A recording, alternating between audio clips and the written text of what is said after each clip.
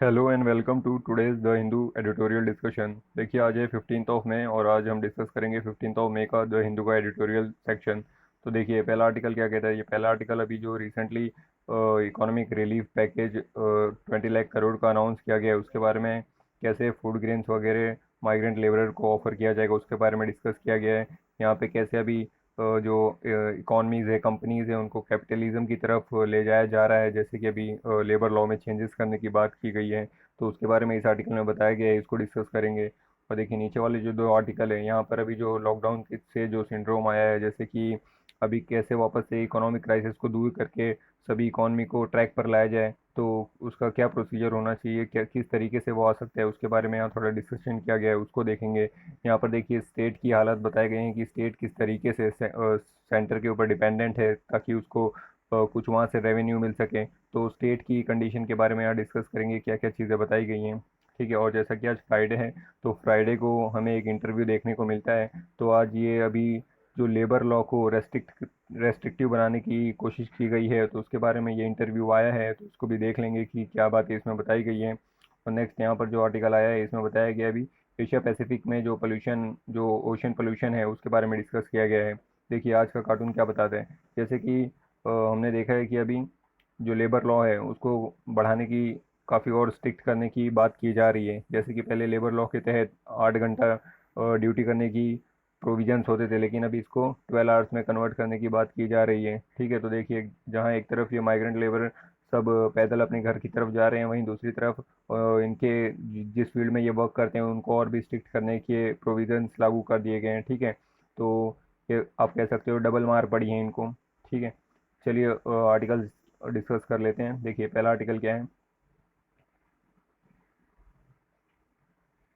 अब देखिए पहला आर्टिकल ये अभी जो माइग्रेंट लेबरर है उनको दो प्रॉब्लम ये देखने को मिल रही है, जहाँ एक तरफ है इकोनॉमिक क्राइसिस है, वहीं दूसरी तरफ जो सब सस्टेन करने की प्रॉब्लम है वो भी एक देखने को मिल रही है। तो उसके लिए फूड क्राइसिस भी देखने को मिल रहा है। तो अभी गवर्नमेंट ने क्या किया कि फूड ग्रेन्स की प्रोविजंस लाए हैं कि फूड ग्रेन जो नॉन कार्ड होल्डर हैं, क्योंकि अभी जो प्रधानमंत्री गरीब कल्याण योजना लागू की गई थी उसके तहत जो जिनके पास राशन कार्ड था उनको राशन देने की बात की गई थी, जैसे 5 kg of wheat and rice and 1 kg of pulses देने की बात की गई थी। ठीक है। लेकिन बहुत से माइग्रेंट लेबर हैं जिनके पास कार्ड नहीं होते हैं, जो नेशनल फूड सिक्योरिटी स्कीम के तहत, जो नेशनल फूड सिक्योरिटी स्कीम लागू की गई थी, इसके तहत कवर्ड नहीं है। ठीक है। तो अभी उनको भी कवर करने की बात की जा रही है और बताया जा रहा है कि अभी जो फूड है वो सबको कम से कम फूड अवेलेबल हो जाए, ताकि जो सबसे एसेंशियल बेसिक चीज़ है उसका उससे डिप्राइव ना रहे लोग। ठीक है। तो देखिए अभी 20 लाख करोड़ का इकोनॉमिक पैकेज लागू किया गया था, जो कि 10% ऑफ ओवर जीडीपी था।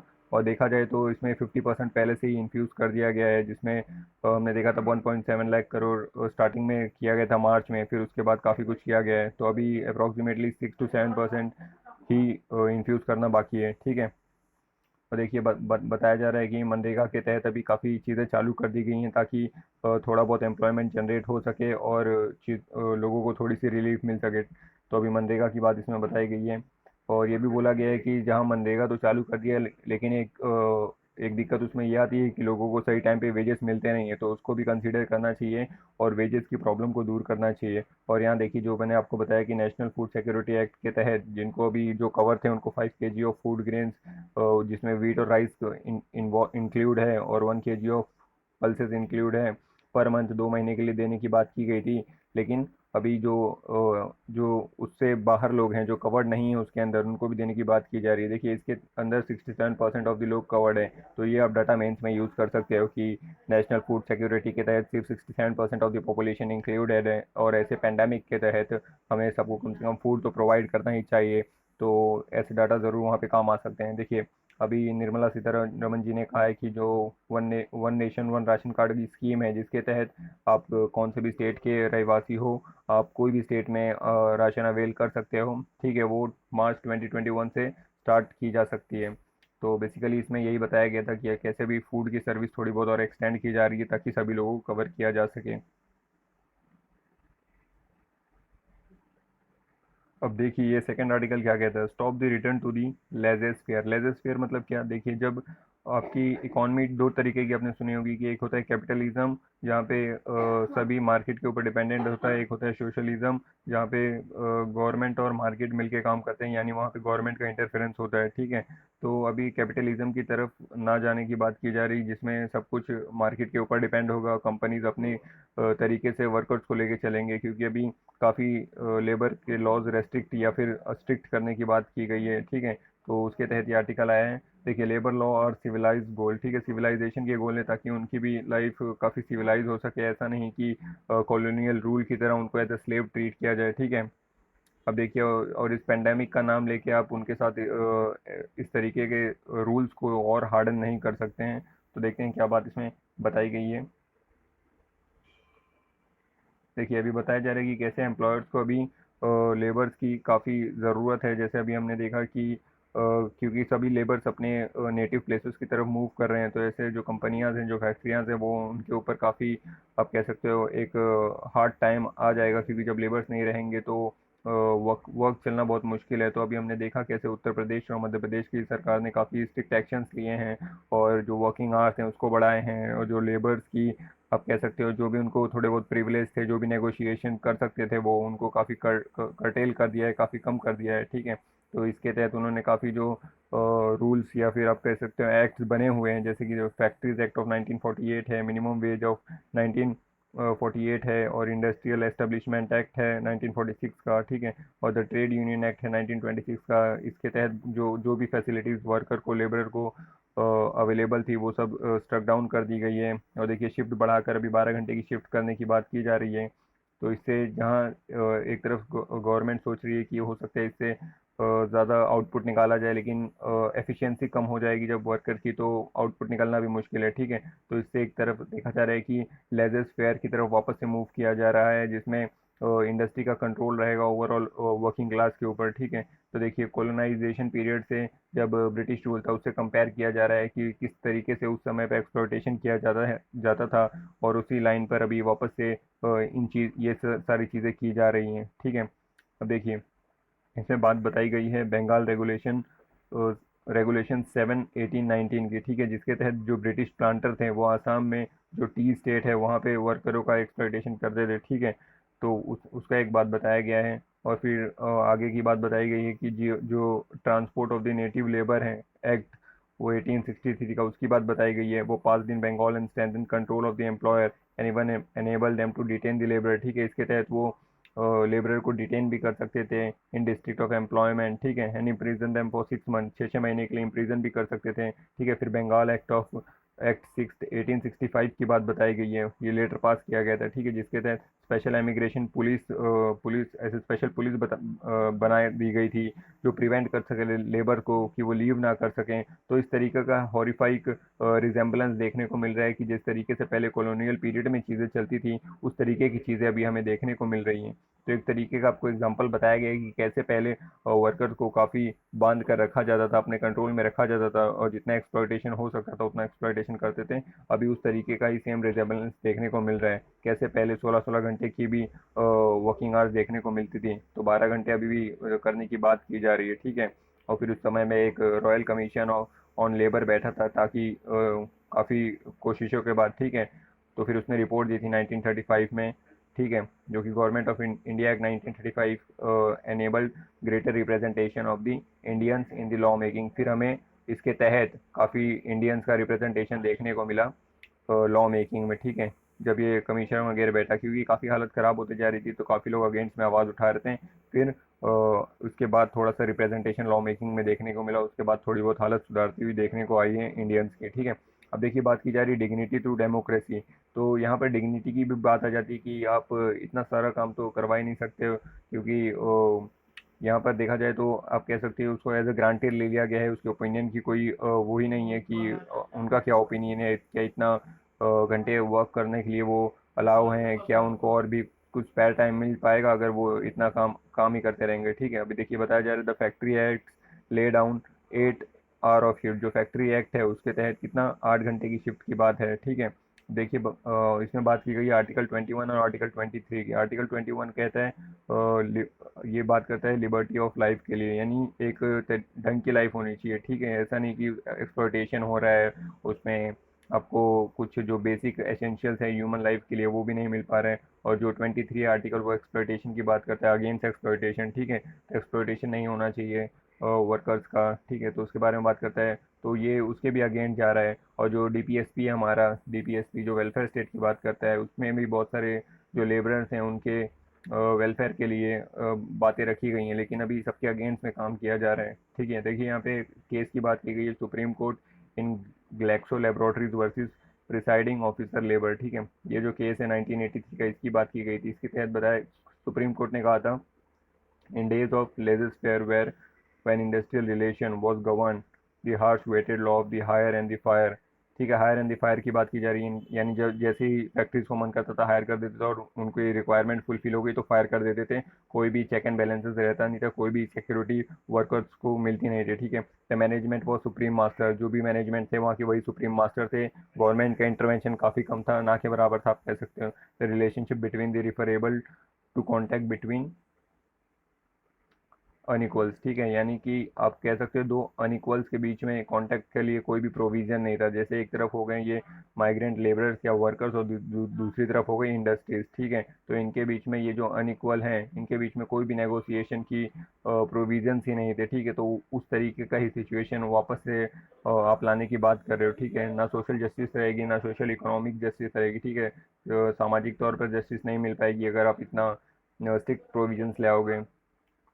तो ये अनइक्वल पार्टनर्स हो, देखिए statutory protection to the unequal partners की बात की जा रही है। तो इनको एक आप कह सकते हो जो स्टैट्यूटरी प्रोटेक्शन था पहले, जो फैक्ट्रीज एक्ट थे, ये सब एक्ट थे, इनके तहत जो कानूनी आप कह सकते हो प्रोटेक्शन था वो भी अभी कम कर दिया जा रहा है, ठीक है। देखिए इसमें बताया गया section 5 of the factories act empower the state government to exempt only in the public emergency, यानी जब पब्लिक इमरजेंसी रहेगी तब आप प्रोविजन स्टिक कर सकते हो। लेकिन अभी कोई ऐसी पब्लिक इमरजेंसी नहीं, जो सिचुएशन चल रहा है। देखिए पब्लिक इमरजेंसी को यहाँ पे डिफाइन किया गया कि एक्सटर्नल एग्रेशन या वॉर हो जाए, उसको डिफाइन किया गया, ठीक है। ये जो पेंडेमिक है, पेंडेमिक को के टाइम पे आप ऐसा नहीं कर सकते हो। तो वो एक टाइम पे आप जब पब्लिक इमरजेंसी है तब सिचुएशन को डाइल्यूट कर सकते हो, इनके जो रूल्स हैं उनको स्टिक कर सकते हो। लेकिन अभी वो टाइम नहीं है, ठीक है। नो स्टेटूटरी सपोर्ट, देखिए कानूनी सपोर्ट कोई नहीं मिल रहा है, ठीक है। Labour is a concurrent subject, ठीक है। कंकरेंट सब्जेक्ट में आता है, जैसा कि आप सब जानते हैं शेड्यूल 7 में जो लिस्ट की बात रखी गई, यूनियन लिस्ट, स्टेट लिस्ट और कंकरेंट लिस्ट। यूनियन लिस्ट में सिर्फ सेंट्रल रूल्स बनाता है, लॉ बनाता है। स्टेट में जो सब्जेक्ट आते हैं वो स्टेट लॉ बनाता है, और जो कंकरेंट लिस्ट होती है इसमें सेंटर और स्टेट दोनों ही लॉ बना लेते हैं, ठीक है। तो ये जो लेबर है वो कंकरेंट है, यानी इस पे स्टेट और सेंटर दोनों ही लॉ बना सकते हैं। तो अभी इसमें जो स्टेट्स हैं जैसे कि यूपी हैं और मध्य प्रदेश हैं, इन लोग ने डायरेक्ट ही प्रोविजन ला दिया है कि वो इस तरीके से चीज़ें करने वाले हैं। उसमें जैसे कि देखिए नेक्स्ट 3 ईयर के लिए even law to protect basic human right covering migrant worker, minimum wage, maternity benefit, gratitude, ये सभी सस्पेंड करने की बात की गई है। तो इसमें एक कंसल्टेशन होना चाहिए था सेंटर और स्टेट के बीच में। सेंटर को भी इसमें आगे आके चीज़ें देखनी चाहिए थी कि किस तरीके से इसको किया जा रहा है, ठीक है। अब देखिए इसमें एक और केस की बात की गई थी कि Life Insurance Corporation versus DG Bahadur, ठीक है, 1980 की। कौन सा केस है? Life Insurance Corporation versus DG Bahadur. देखिए ये केसेस का एग्जांपल आप मेंस के आंसर राइटिंग में ज़रूर इस्तेमाल कर सकते हैं, क्योंकि वहाँ पे काफ़ी अच्छा इंप्रेशन ये डालते हैं, ठीक है। तो केस का नाम है Life Insurance Corporation versus DJ बहादुर।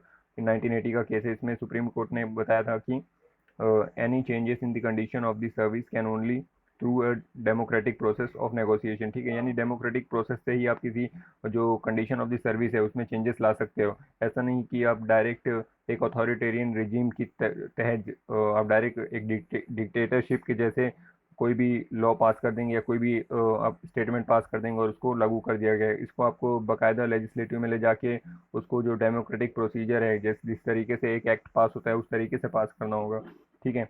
तो वही बात इसमें बताई गई है। तो the resurgence of such a colonial mindset is danger to the society and the well-being of the millions and puts risk health and safety of not only the workforce but their families too, ठीक है। जैसे तो वही बताया जा रहा है कि ये कॉलोनियल माइंडसेट है, ये ना सिर्फ वर्कर्स के लिए डेंजरस है बल्कि पूरी सोसाइटी के लिए डेंजरस है, क्योंकि ये एक जो बार्गेनिंग पावर है बिटवीन द अनइक्वल्स, यानी कि जो लेबर और दी इंडस्ट्रीज है बिटवीन द अनइक्वल्स, वो काफ़ी रेस्ट्रिक्टेड कर देता है। ठीक है, तो अभी देखने वाली बात होगी कि इसके ऊपर आगे क्या क्या इसको वाकई में लागू कर दिया जाएगा या इसको डाइल्यूट किया जाएगा, वापस से सिचुएशन को जो पहले रूल्स हैं उसी पे लाया जाएगा। तो ये फ्यूचर में हम देखेंगे। अब देखिए यहाँ पे सेंटर और स्टेट की बात बताई गई है कि कैसे सेंटर काफ़ी तरीके से अभी कैसे स्टेट काफ़ी तरीके से अभी सेंटर के ऊपर निर्भर हो चुका है रेवेन्यूज़ के लिए। ठीक है, देखिए, state can not be left to the centre's mercy. ठीक है, not only are the state not paid what is due to them, they also lose the power to raise their own sale tax revenue. ठीक है, वो अपने खुद के cell tax revenue को भी बढ़ा नहीं पा रहे हैं। क्यों? क्योंकि अभी देखिए हमने देखा है कि काफ़ी स्टेट्स के पास रेवेन्यू लॉसेस हो रहे हैं, रेवेन्यू के सोर्सेज काफ़ी कम हो गए हैं ना। क्यों? क्योंकि कोई भी इकोनॉमिक एक्टिविटी हो नहीं रही है, सारी ही इकोनॉमिक एक्टिविटीज़ बंद है। और जो उनके पास जो जीएसटी आता था वो भी इतना अभी आ नहीं पा रहा है, क्योंकि सेंटर के खुद के रेवेन्यू के सोर्सेज कम हो गए हैं, क्योंकि इतने डिमांड है नहीं सोसाइटी में, तो उतनी जीएसटी सेंटर को भी नहीं मिल रही, और सेंटर को नहीं मिल रही तो स्टेट को पास ऑन नहीं कर पा रही है। और जो स्टेट के पास जो चीज़ों के ऊपर टैक्स लगाने के राइट्स हैं, जैसे कि पेट्रोलियम प्रोडक्ट्स है, अल्कोहल प्रोडक्ट्स हैं, उनके भी कंजम्पशन अभी कम है। और अभी हमने देखा कि किस तरीके से काफ़ी स्टेट्स में अल्कोहल बेचने की इजाज़त दे दी गई थी, लेकिन वापस से काफ़ी स्टेट्स में उसको ड्रॉबैक, आप कह सकते हो, पीछे उस डिसीजन को पीछे ले लिया, कैंसिल कर दिया, क्योंकि काफ़ी क्राउडिंग वगैरह देखने को मिल रही थी, सो फिजिकल डिस्टेंसिंग का पालन नहीं किया जा रहा था। ठीक है, तो इसमें जो स्टेट्स हैं वो काफ़ी तरीके से सेंटर के ऊपर डिपेंडेंट हो गए हैं, क्योंकि जब जीएसटी अभी जीएसटी के तहत क्या हो गया है, पहले जीएसटी नहीं था तो सभी स्टेट अपना अपना टैक्स लगाते थे और उनको टैक्सेस से इनकम जनरेट होती थी। लेकिन जब से जीएसटी आया है तभी सारा का सारा टैक्स जो है वो सेंटर के पास चले जाता है। फिर सेंटर जो है उससे जो स्टेट का आप कह सकते हो परसेंटेज है वो उन स्टेट को ट्रांसफर करता है। देखिए, 14th फाइनेंस कमीशन जो वाई रेड्डी साहब के द्वारा प्रिसाइडेड था, उसमें बताया गया था कि जो सेंटर है वो स्टेट को 32% नहीं, अब से 42% ऑफ दी परसेंटेज देंगे, जो भी जीएसटी कलेक्ट होगा उसका। ठीक है, लेकिन ये सिर्फ नाम मात्र के लिए 42% किया गया था, क्योंकि यहाँ पे जहाँ 10% बढ़ाए गए थे वहीं दूसरे रास्तों से काफ़ी पैसे स्टेट के कम कर दिए गए थे। तो देखा जाए कि नॉट सच बिग डिफरेंस वहाँ पे देखने को मिला था। ठीक है, तो ये चीज़ें देखने को मिल रही है। तो अभी सेंटर जो स्टेट्स हैं वो पूरी तरीके से सेंटर के ऊपर डिपेंडेंट है कि उनको कुछ रेवेन्यू जनरेट हो, क्योंकि अभी जो अल्कोहल से देखने को मिला था कि थोड़ा बहुत एक होप जगी थी कि स्टेट्स यहाँ पर अपने टैक्सेस लगा के, जैसा कि हमने देखा दिल्ली सरकार ने 70% लगाए थे अबो दी प्राइस, और आंध्र प्रदेश सरकार ने 75% लगाए थे अबो दी प्राइस। ठीक है, तो उससे उन्हें अच्छा खासा रेवेन्यू जनरेट हो सकता था। लेकिन अभी वो पूरी तरीके से सेंटर के ऊपर डिपेंडेंट है, तो इसमें एक सोचने वाली बात होगी कि कब तक हम स्टेट्स को सेंटर के ऊपर डिपेंडेंट रख सकते हैं। उन्हें कुछ तो फ्रीडम देना ही पड़ेगा कि कुछ स्पेसिफिक सेक्टर में वो खुद के इनकम जनरेट कर सकें और खुद के जो स्टेट के वेलफेयर के लिए वर्क कर सकें। तो ये आर्टिकल ये कहता है। ठीक है, नेक्स्ट देखते हैं और क्या बात बताई गई। देखिए, अभी ये वाला आर्टिकल कहता है कि किस तरीके से आपको अच्छे पॉलिसीज़ लेके आने पड़ेंगे ताकि क्विक रिकवरी देखने को मिले इस इकोनॉमिक क्राइसिस में।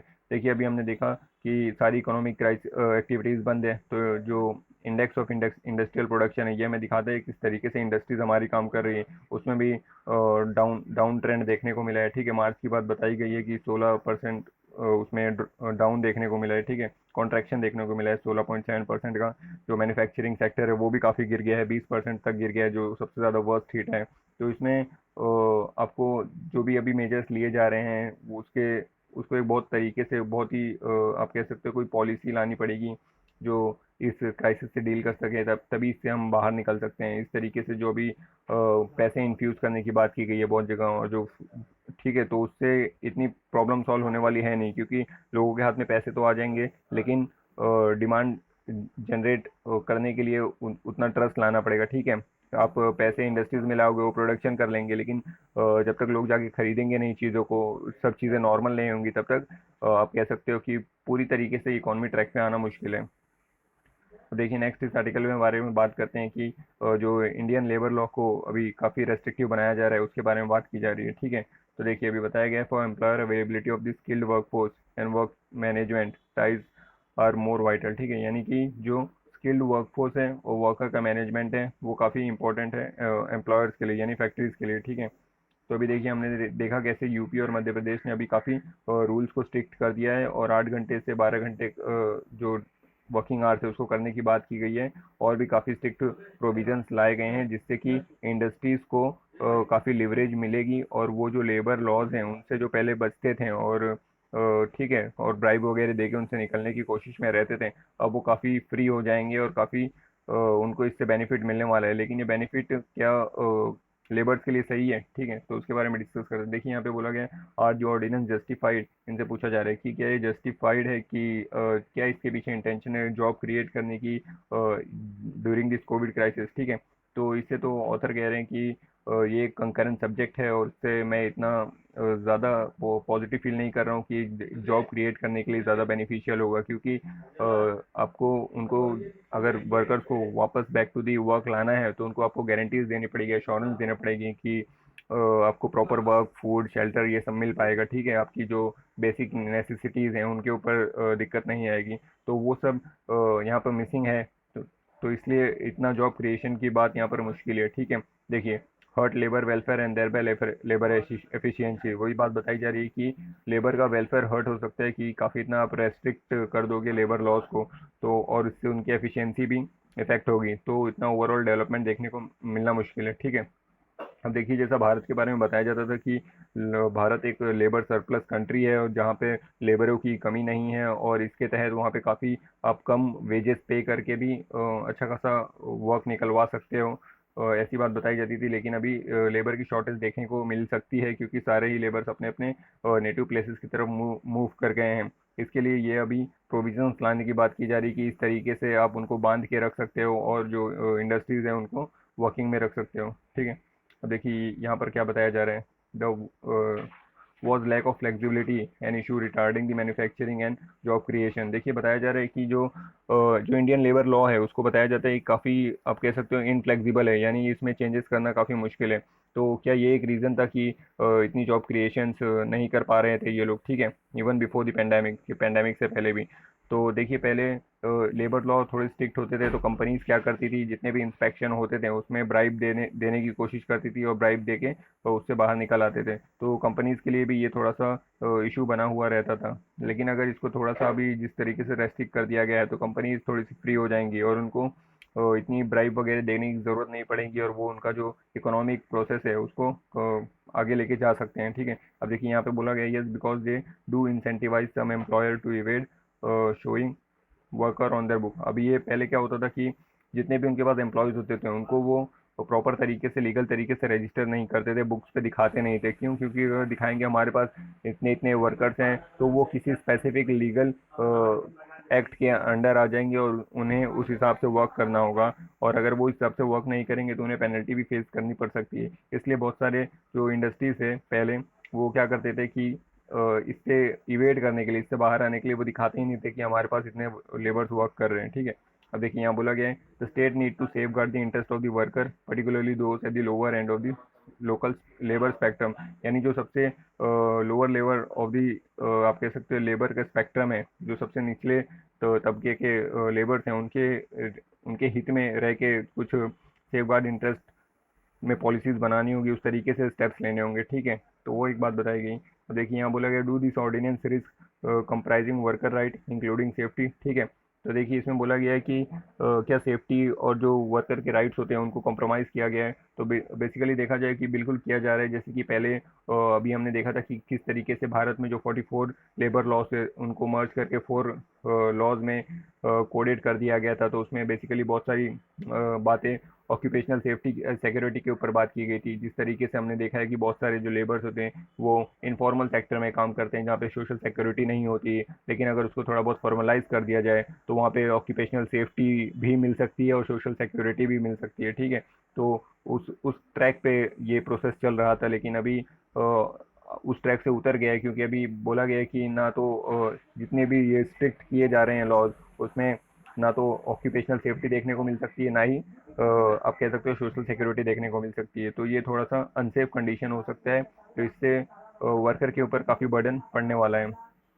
अब देखिए बोला गया one justification spoken of is the need to make India more attractive destination. तो क्या ऐसा किया जा रहा है ताकि अभी जो चाइना से कंपनीज निकल निकल के बाहर जा रही हैं वो इंडिया में आए, ताकि वो देखें यहाँ पर लेबर लॉस काफ़ी, आप कह सकते हो, कंपनीज के फेवर में है, इंडस्ट्रीज के फेवर में है, तो उन्हें यहाँ पे ज़्यादा रेस्ट्रिक्शंस नहीं होगी।